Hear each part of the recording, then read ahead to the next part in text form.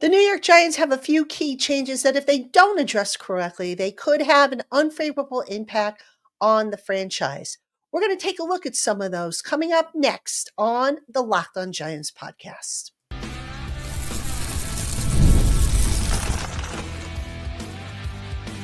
You are Locked On Giants, your daily New York Giants podcast. Part of the Locked On Podcast Network, your team every day. Hello, New York Giant fans, and welcome to another edition of the Locked On Giants podcast, part of the Locked On Podcast family, your team every day. I'm your host, Patricia Traina, credential member of the New York Giants media for Locked On, as well as for New York Giants on SI, which is where you can find all my written work. And as always, a big welcome on in to my Blue Crew community members, my everydayers, my newcomers, and everybody in between. Thanks so much for spending part of your day with us here on the Locked On Giants podcast. And today's episode is brought to you by PrizePicks, the easiest and most exciting way to play daily fantasy sports. Go to prizepicks.com/LockedOnNFL and use our promo code LockedOnNFL in all lowercase letters to win $50 instantly when you play just $5. You don't even need to win to receive the $50 bonus. PrizePicks, run your game. All right, folks, on today's Locked On Giants podcast, there are some key or critical decisions, or challenges, I should say, that the New York Giants have got to get right. If they don't get these right, then dare I say this franchise is in for more of the same of what we saw last year and the year before that. And nobody, trust me, nobody wants to see that. So it is imperative that they get these decisions right. But they're not as easy as they seem, right? On paper, they might seem easy, but they're really not. So we're going to talk about the three big ones: quarterback, the defense, and some intangibles. And for the intangibles, I'm going to give you one for Joe Shane, one for Brian Dable. So that is today's show schedule. So again, welcome on in to everybody. All right, let's start with the quarterback situation. Now, the Giants, as we all know, need a quarterback. Ideally, they need their next Eli Manning, a young franchise quarterback that they can roll with for the next decade plus, right? They didn't get that out of Daniel Jones, unfortunately. Now they're basically in QB hell. So the decision that this team needs to make, because, they didn't draft one last year. They tried to move up, which, quite honestly, I think anybody with half a brain would have realized that they weren't going to be able to, given the two teams that were in front of them and their needs in that quarterback class. So the Giants, instead of drafting in day 3 or even taking a flyer on a free agent that maybe would have worked out for all they know, they punted and they ran it back pretty much with 2 of the 3 guys that they had on the roster the year before, Daniel Jones and Tommy DeVito. So this year, the Giants are looking at a quarterback class in this draft that is nowhere near as deep as last year's class. Now, there's guys that are available, but in terms of the talent drop-off, it's significant, all right? Depending on who you read, who you believe, your own eyesight, Shedeur Sanders and Cam Ward would be behind Drake May and Jaden Daniels and Caleb Williams. All right. So that being said, if you prescribe to that, the Giants picking a third would basically have to overvalue one of these young quarterbacks. So here's the dilemma that the Giants now face. They cannot shop hungry. They cannot go into this draft and say, we got to come out of it with a quarterback. I've seen some mock drafts suggest that the Giants trade up to get a quarterback. I don't think that happens because the team is not exactly one quarterback away. It needs a lot more help elsewhere. What I think the Giants are going to need to do, and what they will do, is instead of finding their Eli Manning, they're going to have to maybe think about finding their Kerry Collins. Now, let me backtrack a little bit for those of you who don't remember. Before the Giants acquired Eli Manning, they went from Phil Simms And this is going back to the early 90s. All right. Phil Simms was on the tail end of his career. I believe a shoulder injury basically put the final, end to his career. And then from Phil Simms, they went to Dave Brown. Who can forget Dave Brown from Duke? Danny Cannell. Ken Graham was in that mix. And they just, they went through this whole series of quarterbacks trying to find the right guy to get them from Phil Simms, who was their franchise quarterback, to their next franchise quarterback. Then came Kerry Collins. The Giants decided to take a flyer on Kerry Collins, who back then you could say was the Baker Mayfield of the day, or, if you want to go with the Sam Darnold of the day. All right. Kerry Collins had struggled due to a variety of reasons, some of which were off the field. The Giants took a flyer on him, brought him in to serve as kind of their veteran bridge. And guess what? They were able to win with him. All right. Kerry Collins took them to the Super Bowl in 2000, the only Super Bowl game that the Giants played in that they did not win. All right. So Collins sat at the quarterback. He was the veteran bridge. Then in 2004, the Giants had the opportunity to acquire Eli Manning via a trade with the San Diego Chargers, as they were known back then. But Collins, not wanting to be the bridge, or as he put it at the time, the babysitter, wanted out. So the Giants went and they signed Kurt Warner, who would be the veteran bridge to keep the seat warm until Eli Manning was ready to step in and play. So the rest, as you know, is history. It worked out. Kurt Warner, kept the seat warm, won them a few games. I think at that point, when they made the switch from Kurt Warner to Eli Manning, the Giants were still very much in the thick of the playoff hunt.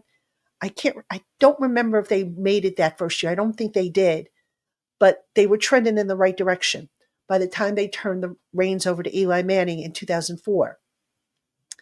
Eli went on to have, a couple of rough stints until he finally hit his stride.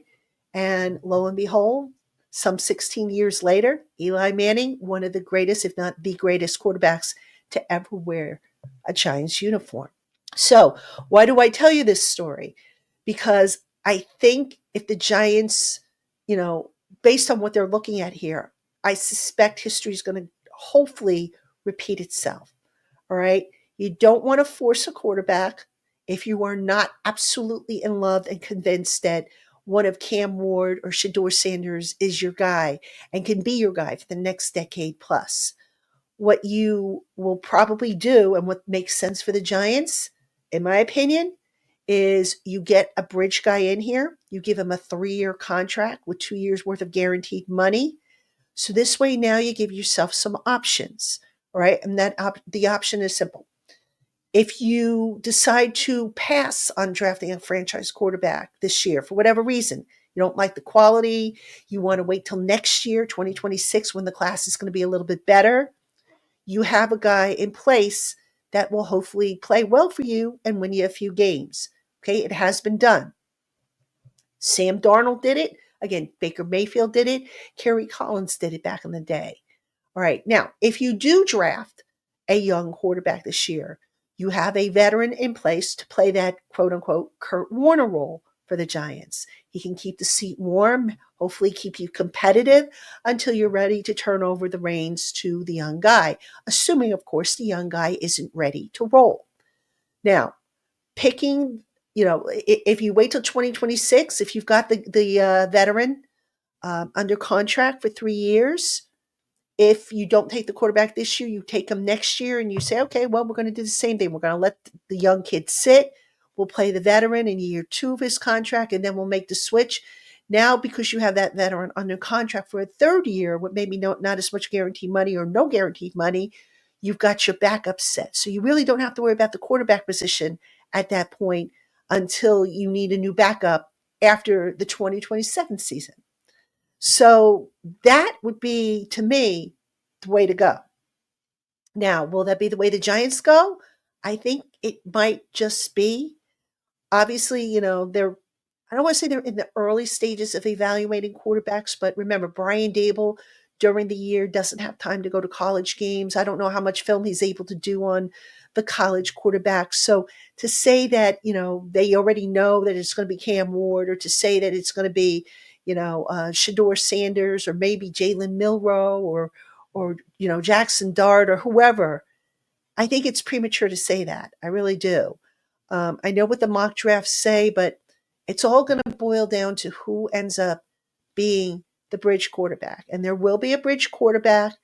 The Giants got to get that right, because that decision is just as important as is which quarterback they're going to eventually draft to be their franchise guy. All right. So that is, as I see it, obviously one of the key challenges, probably the biggest key challenge for the New York Giants this offseason. Now, there's also a couple more that I'm going to talk about. And in the next segment, we're going to talk defense, which is also a huge challenge. And I'll explain why right after this. Today's Locked On Giants podcast is brought to you by Talkspace. Therapy is a game changer that can help manage stress, improve sleep, and help you communicate more effectively. But finding the right therapist and fitting sessions into a busy schedule can be a challenge. That's where Talkspace comes in. Talkspace is the leading virtual therapy provider that makes getting the help you need easy, accessible, and affordable. With Talkspace, signing up is simple. You can match up with a licensed therapist who fits your needs, usually within 48 hours.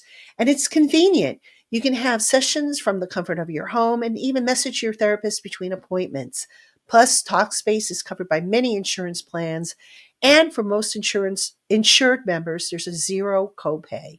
It's never been easier to prioritize mental health. And as a listener of this podcast, you'll get $80 off your first month with Talkspace when you go to Talkspace.com/LockedOnNFL and enter the promo code SPACE80. SPACE80. To match with a licensed therapist today, go to Talkspace.com/LockedOnNFL. And again, that promo code is SPACE80 to get $80 off your first month. All right, Giant fans, welcome back to the Locked On Giants podcast. I'm your host, Patricia Traina. And coming up next week on the Locked On Giants podcast, I'm due to have Solomon Wilcots on the program. Going to try and get a guest in here once a week, just so you can hear some different perspectives and whatnot. And Solomon Wilcots, I've had him on the show before. He's really, really good. He's going to be on with me on Monday as of now. So that's when he's scheduled to be on, and I hope people check it out as we continue to bring you 5 days a week coverage of the New York Giants and what they're up against, what they're facing. Of course, also next week, we have the Shrine Bowl, the Senior Bowl practices will start up. So there's a lot going on next week, and I'm going to try and bring you some guests who are covering that, who are actually down, in Texas for the Shrine Bowl, or down in Mobile for the for the Senior Bowl. I had hoped to go to the Senior Bowl myself, but unfortunately, I ended up getting COVID. So I'm better now, but that kind of put the kibosh on any travel plans for me. But anyway, let's get back to the program. We're talking about the Giants' key challenges this offseason. And I think the next one we have to talk about is the defense. Now, to give you a little background here, obviously the Giants decided, or I should say head coach Brian Daboll decided to keep Shane Bowen, which was kind of a surprise. But here's the situation with the defense. The defense kind of reminded me of a situation where you have a team and in the middle of the season, the head coach quits or gets fired, and now the team's kind of like it's kind of unstable. The Giants defense, very much the same way, I think.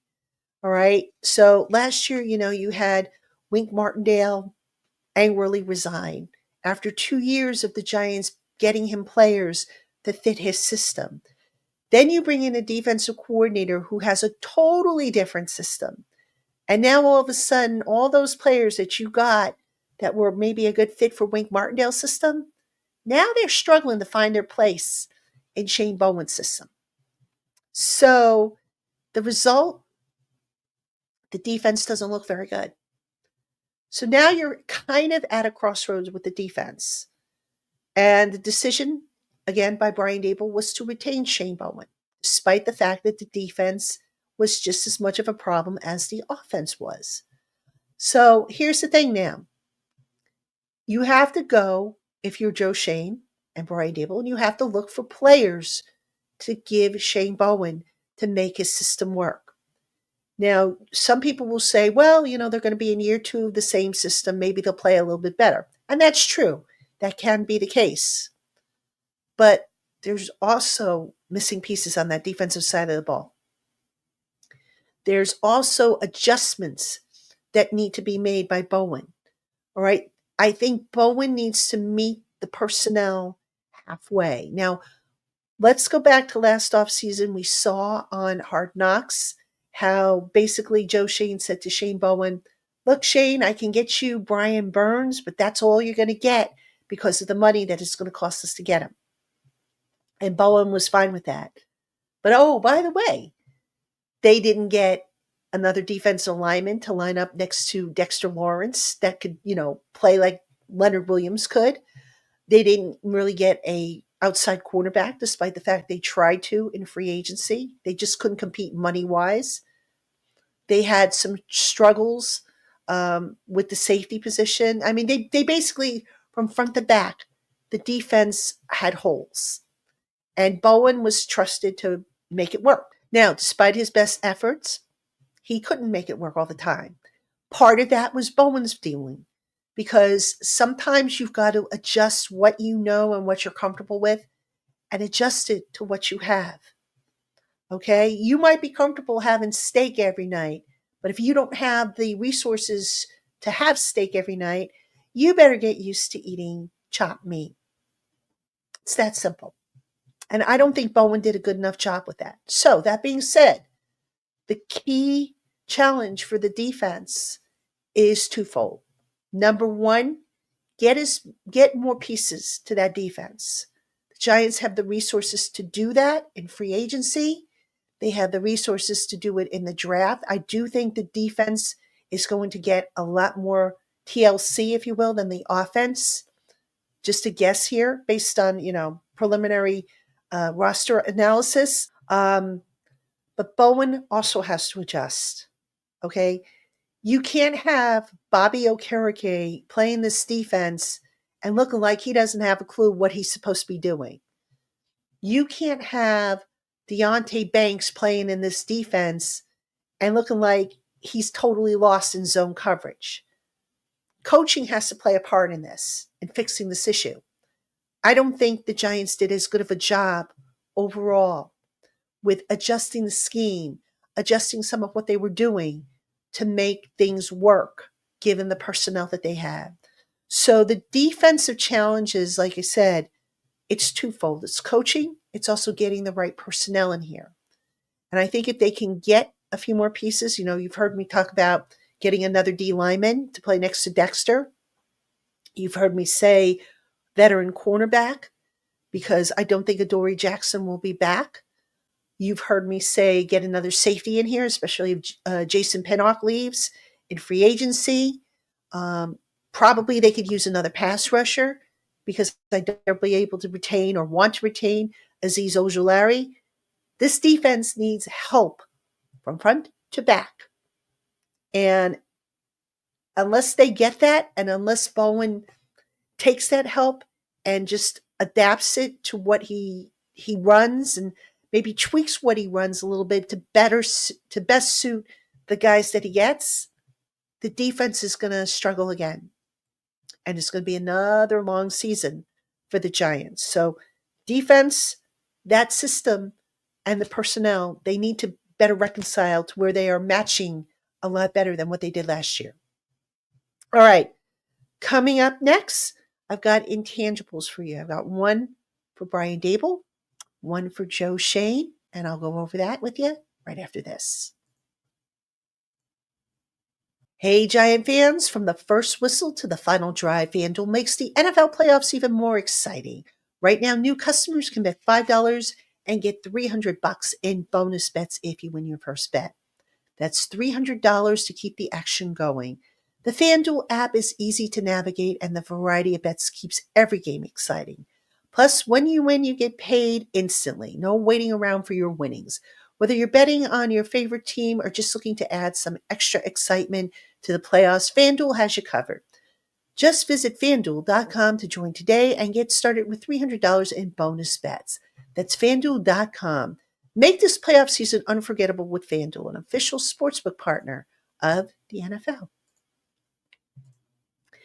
Hey, Giant fans, if you are looking to join an exclusive community of Big Blue Faithful where you can discuss the team and receive inside information in a toxic-free environment, then you need to check out the Locked On Giants Blue Crew community. Members get access to our exclusive by invitation only Discord channel where we can talk with one another, ask questions, get breaking news, and so much more. Plus, as part of the Locked On Giants Blue Crew, I text exclusive updates and info directly to your phone. And here's the best part. You can communicate right back with me. So if you get a text from me, you can text me back and we can have a one-on-one conversation if you want. All right. So come see what it's all about with a free 14-day trial.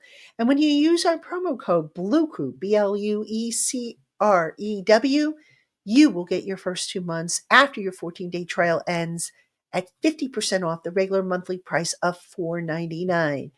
If you don't like it, cancel before your 14-day trial ends and you will owe absolutely nothing. For more information or to register, visit joinsubtext.com/LockedOnNYGiants. And don't forget to enter that promo code BLUECREW at the top of the page to get your 2-month discount after your 14-day trial period ends. Text and data rates may apply. Please see your carrier's plan for details. All right, Giant fans, welcome back to the Locked On Giants podcast. I'm your host, Patricia Traina, and we are talking about the key challenges for the New York Giants moving forward. Challenges that if they don't meet them the right way, we are in for another long year ahead. Have a little faith. You know, I know a lot of you always ask me, give me a reason to believe in this team. Guys, I mean, can it get much worse than last year? I don't think it can. But, you know, I didn't think it would get that much worse after 2023. So we'll have to see, obviously. But now I want to talk about a couple of intangibles specific to Brian Daboll and to Joe Schoen. I'm going to start with Daboll. Daboll, as I've been saying, frequently on this show, he really needs to consider giving up the play calling. And, I don't know that he will. I don't think at the time he knew if he will or not. But I really think it needs to be a consideration. You have heard me say on this program that the defense and the special teams the last couple of years have had their issues. All right. The head coach, in my opinion, that's why I've always favored a CEO style head coach, a guy that can be involved as much as possible with all three facets of the ball. I am not saying that Daboll doesn't get involved with defense and special teams. He does, but how much does he realistically get involved if he's sitting there drawing up the offensive game plan and the play card and all that stuff? How much is he really involved if, he's calling the plays and, or while the defense is out on the field, he's thinking about what he's going to do next for the next series? These are all legitimate questions. And this is why I really think it would be better if they went back to having an offensive coordinator call the plays. Now, the question is, who? Okay. Mike Kafka is under contract for next year. As I record this, Mike Kafka is supposed to have a second interview with the Saints for their head coaching job. If Kafka does not get that role, then I would say assuming that Daboll takes him back, which I'm sure he will, let him call the plays again. Because not for nothing, but in 2022, the Giants had their best and most productive season so far in the Daboll Schoen era when Kafka was calling the plays. Now, 2023, I get it. Things dropped off.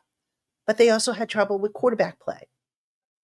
All right. So go back to having Kafka call the plays if he is back. And if he is not back because he gets hired by the Saints, well, I could see Dable either promoting Shea Tierney to the role. I could see him maybe hiring Ken Dorsey, who he worked with in Buffalo and who I believe he wanted as his offensive coordinator initially when he was hired in 2022. But basically, I want to see Dable give up the play calling. All right. Now, Dable is a very proud man. He might think to himself, well, give me competent quarterback play and look at what I can do. Look at what I did for the in the Indianapolis scheme when I had competent quarterback play. I can do that again with competent quarterback play. Well, so can Mike Kafka. All right. So that argument doesn't necessarily fly in my book. Will Dable give it up? I would be surprised if he does, just kind of having a feel for the type of person he is. But if you're truly doing what's in the best interest of the organization, in my opinion, I think he's got to give up the play calling and let an offensive coordinator handle that so that he can be more involved with the other assets of the team, stuff that maybe he had to cut back on by taking over the play calling. All right, I've got one more for you, and this has to do with Joe Schoen. Joe Schoen, despite where the state of the franchise, I don't think he's a stupid man. I don't think he's an idiot when it comes to the personnel decisions. Contrary to what, some of you might think, you might say, well, what about Saquon? What about Xavier McKinney? Mistakes are made, yes. Nobody's perfect. But here's the problem I have with Joe Schoen. He's a little too in the spreadsheet, if you know what I mean. Now, if you don't know what I mean, he's looking at the bottom line. What's the best interest of the franchise? Well, we can pay $23 million for a 3-year contract, $23 million guaranteed to a running back, because that's going to blow out our proportion. And we've got to put that money towards an edge rusher. We can't pay $13 million a year towards a safety like Julian Love, because we got to put that money towards, insert position here, an offensive lineman or whatever. That's really got to stop. Everybody is different. And I think if you pigeonhole guys and just say, okay, Julian Love, we can't afford to bring you back because you play a position that's really not as important on the team. Well, last I checked, folks, every position on a football team contributes to the wins and the losses. Therefore, makes every position important. So I'm not sitting here and suggesting that you pay through the nose to keep certain guys at certain positions. I get that there has to be, some kind of balance. You can't pay a kicker, for example, $10 million a year. That's ridiculous. But there are values in the NFL. There are going rates. And, if nothing else, use maybe the franchise tags as an idea, as a basis, or better yet, look at the overall value of the person. Okay. I mentioned Julian Love. That was one of their young leaders that they let walk out the door because Julian, they couldn't get a deal done. And Julian, I guess, wanted to shop and then have an opportunity to bring the deal back. And Joe basically said, nope, sorry. I need that money. I'm not going to wait for you. Mm-mm. That's where I think Joe needs to maybe reconsider how he does things, because this locker room has bled leadership over the years. Now they've got 2 guys coming up that I think you can maybe make a case for re-signing. Azeez Ojulari, who I don't think they're going to bring back. I think Azeez Ojulari is going to get overpaid by somebody.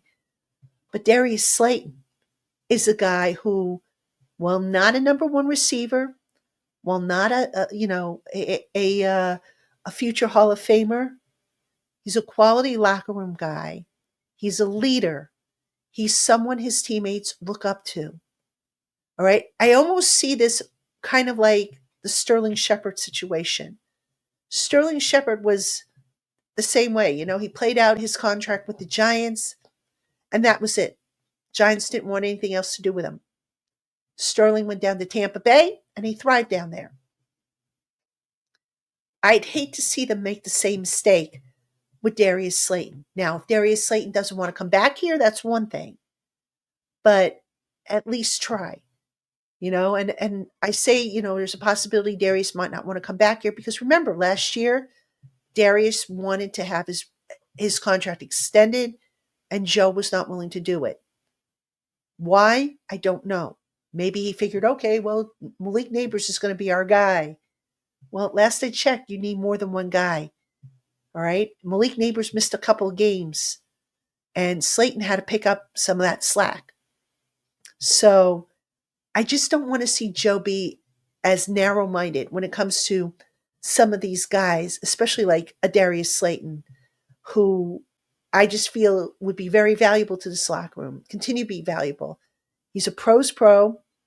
His teammates love him.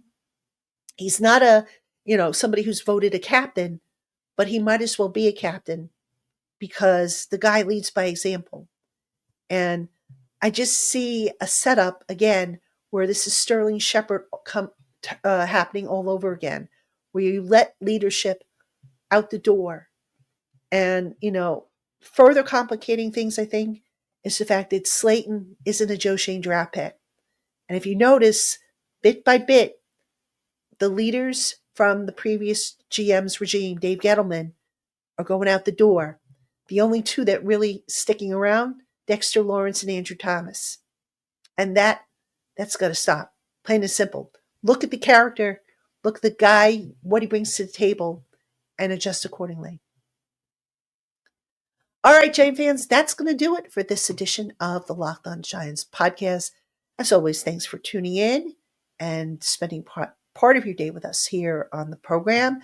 If you are watching on YouTube, please consider subscribing to the channel, like the video, click the little notification bell so that you are notified every time I post something new. I'll see you tomorrow with an all-new episode of Locked On Giants. Have a good one, everybody.